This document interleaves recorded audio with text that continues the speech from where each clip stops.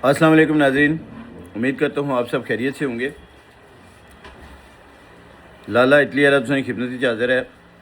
अतमी खबर यह है कि फ़िलहाल चंद दिनों वास्ते हुकूमत मोहलत मंगी है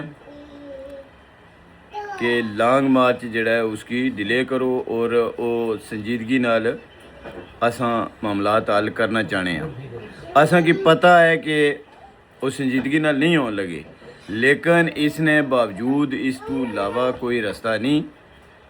तो बिल्कुल उमर नज़ीर साहब ते कोर कमेटी ने जिहड़े मैंबरान हैं उन्होंने अच्छा फैसला किया है, चूँकि दो तरफा फोर्सेस भी और अवाम भी जानी नुकसान ना शदीद खतरा सी। इस वास्ते वक्ती तौर पर उन्होंने जिहड़ी रिक्वेस्ट है, उन्होंने दरख्वास्त है कि तुसां वक्ती लॉन्ग मार्च डिले करो, अलबत्ता धरने जारी रहसन और वो मुज़ाकरात जिहड़े करना चाहने ने। कुछ मामलात ऐसे हैं जिन्हों पर डेडलॉक कायम है। बहुत सारिया चीज़ां जिहड़ियां वो क्लीयर हो चुकी हैं, लेकिन जब तक हतमी फैसला कोर कमेटी नहीं देनी, इस वक्त तक तुसां तक कोई फेक खबर पहुँचाने की पोजीशन विच कोई ना असां तुसां की सारियां जिहड़ियां भी खबरां वो कोशिश यही करसां कि हतमी खबर जिहड़ी है वो पहुँचाई जाए। फेक खबरों पर कन धरने की जरूरत कोई नहीं। अवाम ना पहले ही बेशुमार नौजवान जिहड़े ने उन्होंने खून बह चुकिया और मज़ीद खून ना बह। इस वास्ते मैं ज़ाती तौर पर यह समझना कि ये अच्छा फैसला है जिहड़ा लॉन्ग मार्च की मुखर किया गया वक्ती तौर पर। इंशाअल्लाह चंद दिनों विच मुज़ाकरात मज़ीद हो सन और उसने पर उम्मीद है कि अच्छा फैसला हो सी। लॉन्ग मार्च ना हुई तो भी अगर साढ़े मुज़ाकरात मन्ने जाने तो इसने विच असानी कामयाबी है। मज़ीद नौजवानों ने खून नहीं बहना चाहिए।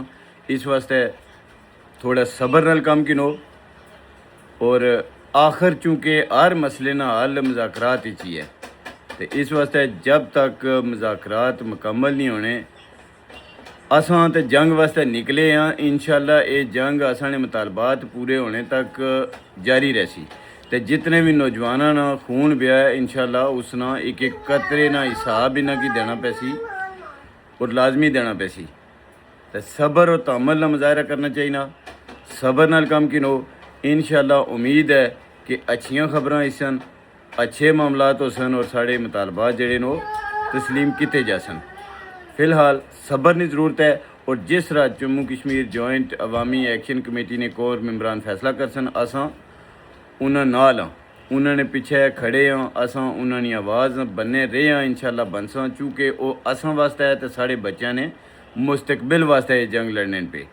हर जम्मू कश्मीर जॉइंट अवामी एक्शन कमेटी ने जिहड़ा मैंबर है उन्हें अपनी ज़िंदगी दाव पर लाई है साढ़े वास्ते। इस वास्ते उन्होंने हर फैसले ना खैर मुकदम करना असां लाजमी करसा और साड़ी ज़रूरत भी है। हुण वास्ते सिर्फ इतना ही। इंशाअल्लाह फिर मिलने हैं नई खबरों नाल किसी नए मौजू पर किसी नई वीडियो विच।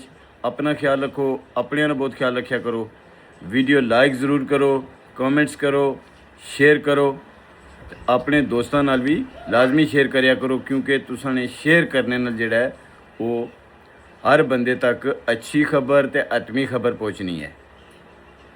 कश्मीर जिंदाबाद, जम्मू कश्मीर जॉइंट अवामी एक्शन कमेटी पाइंदाबाद, पाकिस्तान जिंदाबाद। अल्लाह हाफिज़।